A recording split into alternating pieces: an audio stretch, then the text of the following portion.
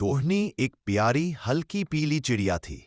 वह घने हरे भरे जंगल के बीचों बीच एक ऊंचे साल के पेड़ की एक आरामदायक सी घोंसले में रहती थी। उसके दो छोटे छोटे बच्चे थे, चिप्पू और टिनी। चिप्पू थोड़ा शरारती था और टिनी बहुत प्यारा और डरपोक। टोनी हर सुबह अपने बच्चों को प्यार से जगाती, उनके पंख पूछकर ये सिखाती कि कैसे उड़ना है, कैसे बीज ढूंढना है और सबसे जरूरी कैसे सावधान रहना है।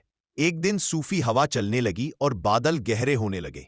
टोनी ने सोचा, पेट भर खाना दे दूं, फिर शाम तक बारिश रुक जाएगी। उसने अपने नन्हे बच्चों को गले से लगाकर कहा, मां थोड़ी देर में आऊंगी, तुम लोग अकेले नहीं निकलना, अगर जरूरत हो तो घोंसले के अंदर छुप जाना।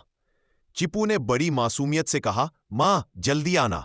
टोनी ने मुस्कुराकर उड़ान भरी, पर बारिश थोड़ी तेज थी, बूंदें बड़े बड़े मोतियों सी झर रही थीं। टोनी ने छोटे छोटे बीज और कीड़े ढूंढे और अपने चोंच में संभाले। रास्ता लंबा और पथरीला था।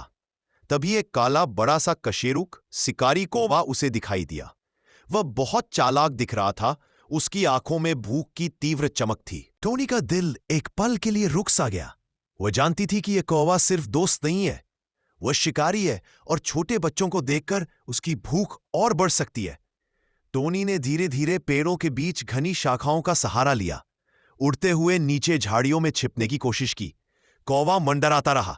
एक बार तो टोनी के ऊपर से जोर से उड़ते हुए कौवे ने हड़बड़ी में हवा का झोंका पैदा किया, जिससे टोनी का बोझ, खाने का बैग थोड़ी दूर गिर पड़ा। टोनी ने गहरी सांस ली। धरती पर आकर झाड़ियों के बीच छुपते हुए देखा कि कौवा आसपास चक्कर काट रहा है, पर टोनी ने हार नहीं मानी। उसने एक छोटी चाल चली, पहली उड़ान की तरह तेज और कम ऊंचाई पर झाड़ियों के ऊपर से चली और आखिरकार थक हार कर अपने घोंसले तक पहुंच गई। घोंसले में पहुंचते ही उसने सांस छोड़ी और बच्चों को खाना दे दिया। पर दुख की बात, बारिश इतनी भिगाने वाली थी कि चिप्पू और टेनी दोनों गीले हो गए थे। वह नासाज सी आवाज करने लगे। टोनी ने देखा कि उनके छोटे गले में खांसी आ रही है और वे सुस्त से हो रहे हैं। टोनी का दिल बैठ गया। उसने तुरंत जमीन पर से नीचे उतरकर पास के पेड़ों के डॉक्टर बुद्धिमान बूढ़ा उल्लू के पास जाने का निश्चय किया। नदी के किनारे एक छोटे से नाले के पार बूढ़ा उल्लू रहता था, जिसे जंगल वाले डॉक्टर उल्लू कहकर बुलाते थे। टोनी ने बच्चे घोंसले में छोड़े और मोती जैसी बारिश के बीच फिर उड़ चली। रास्ते में उसे कावा फिर मिल गया, पर इस बार टोनी ने अपनी आवाज और चतुराई से कावे को चकमा दिया। वह तेजी से झाड़ी में छुप गई और उल्टी उड़ान लेकर उल्लू के पेड़ पर पहुंच गई। उल्लू ने उसकी बेचैनी देखी और तुरंत समझा। वह टोनी से बोला, डर मत, बच्चों को हल्का सा गरम और सुगंधित चून दूंगा। पानी और आराम मिलेंगे तो वे ठीक हो जाएंगे। उल्लू ने टोनी को ठंड से बचाने के तरीके बताए।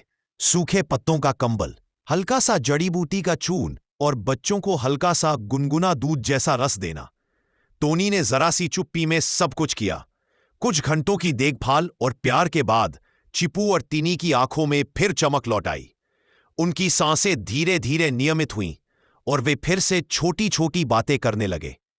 जब बारिश थम गई और पेड़ों पर इंद्रधनुषी बूंदें चमक रही थी, टोनी ने अपने बच्चों को गले से लगाया। उसने उल्लू को धन्यवाद दिया और कहा, आपने मेरी मां होने की ताकत फिर दिलाई। उल्लू ने मुस्कुराते हुए कहा, मां का प्यार सबसे बड़ा इलाज है, पर थोड़ी मदद कभी कभी जरूरी होती है। उस रात घोंसला शांत और सुरक्षित था। चांद की कोमल रोशनी में टोनी ने अपने बच्चों को गुनगुनाया, एक छोटी सी गीत जो हर मां बच्चों को गाती है।